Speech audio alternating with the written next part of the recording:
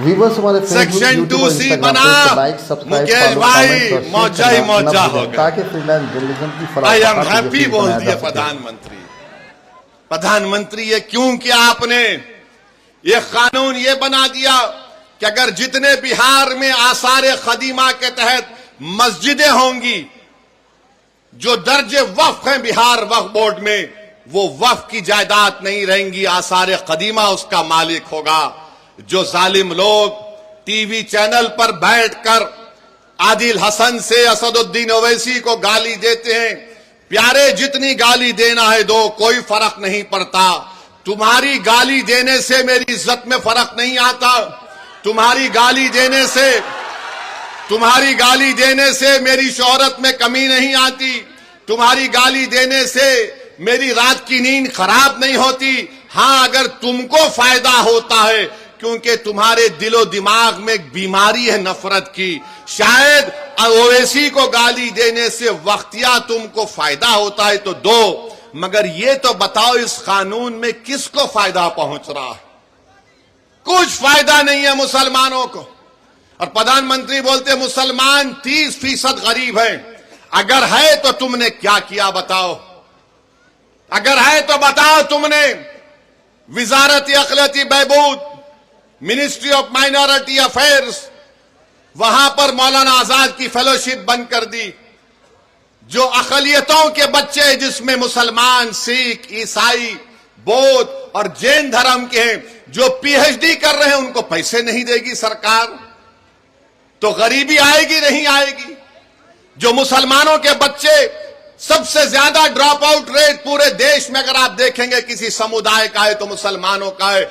जो चौथी जमात में, 5वीं जमात में अपना स्कूल छोड़ देते हैं, क्यों छोड़ते हैं? क्योंकि अब्दुल चाहता है पढ़ाना अपने बच्चों को, मगर अब्दुल के पास घर में खाना खिलाए या फिर बच्चों को पढ़ाए। तुमने प्री मैट्रिक स्कॉलरशिप को 9वीं क्लास से कर दिया, जबकि हम पुकार रहे कि अरे चौथी, 5वीं, 6ठी जमात में करो।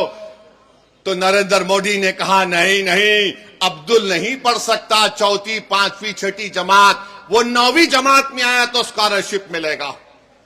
अरे अगर जो चौथी, 5वीं, 6ठी, 7वीं पढ़ेगा तो 9वीं को पहुंचेगा ना। प्री में पोस्ट मैट्रिक स्कॉलरशिप हम पुकार कर कह रहे हैं कि बढ़ाओ, नंबर बढ़ाओ, नंबर बढ़ाओ, मगर बीजेपी बोलती हम 1 लाख को दे रहे। अरे जालिमो, तुम झूठ बोल रहे हो। तुम नंबर नहीं बढ़ाने की वजह से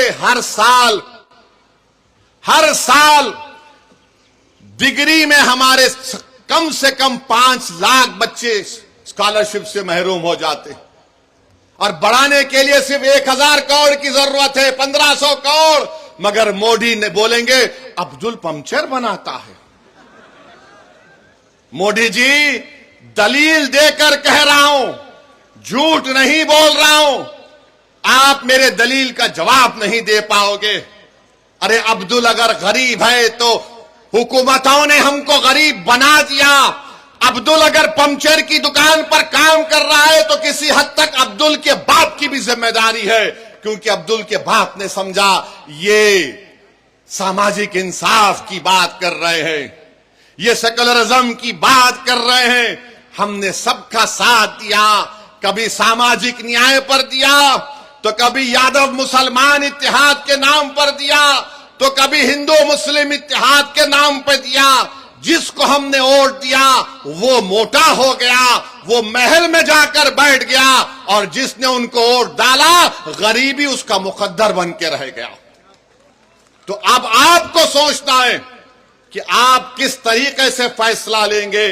हम आपके सामने ये बोलने आए हैं कि भाजपा भी जिम्मेदार है अगर अब्दुल जिम्मेदार गरीब है तो।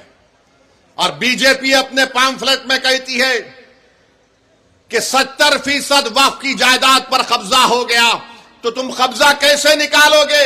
मोदी ने कानून यह बनाया कि जो 12 साल से जिस जमीन का मालिक अल्लाह है, उस पर अगर वो 12 साल से कब्जे में है, तो मोदी कह रहे हैं कि मालिक तो अल्लाह होगा, मगर मैं कानून बनाकर तुझे मालिक बना रहा हूं। वो 70% अगर जायदादों पर वक्फ की जमीन पर कब्जा हुआ है, तो सब लैंड ग्रैबर, खाबिजीन उसके मालिक बना दिया आपने। बताओ फिर क्या होगा?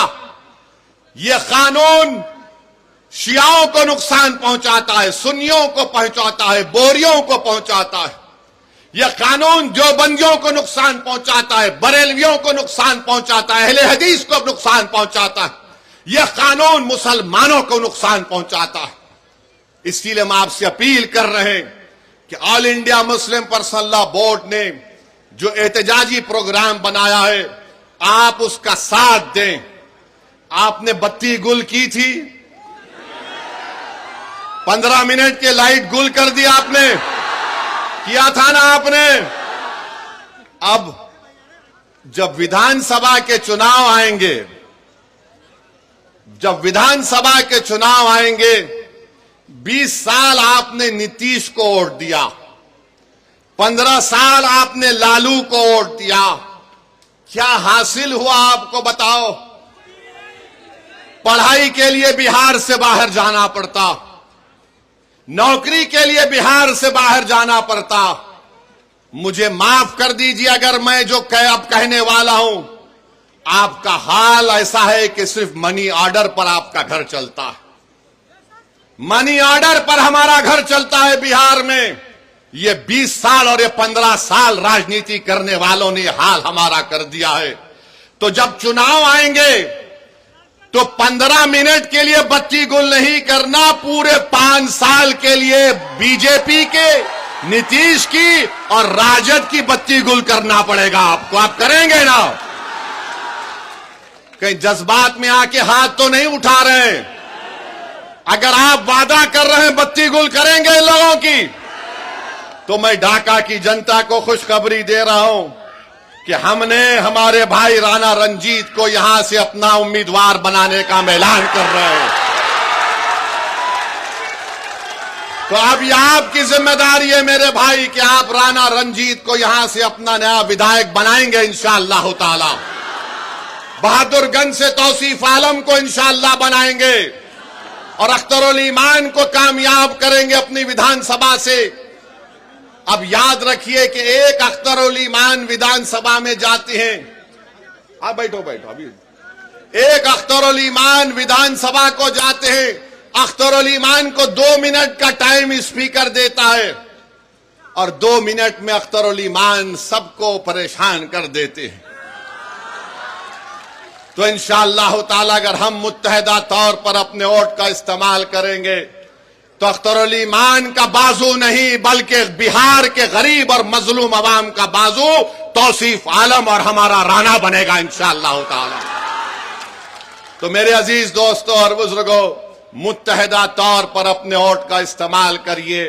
अब बहुत हो गया, ये हर बार चुनाव आता तो इनको एक ही चीज नजर आती, ओवैसी बी टीम है, ओवैसी बी टीम है, ओवैसी वोट काटने के लिए आया है। अरे तुम याद रखो, जब तक अल्लाह मुझे जिंदा रखेगा मैं तुम्हारी नाक में और दिमाग में दम करके रखूंगा इंशाअल्लाह ताला। तुम जितना बोलते बोल लो, मगर लालू जी आपके 15 साल हमको क्या मिला बताओ?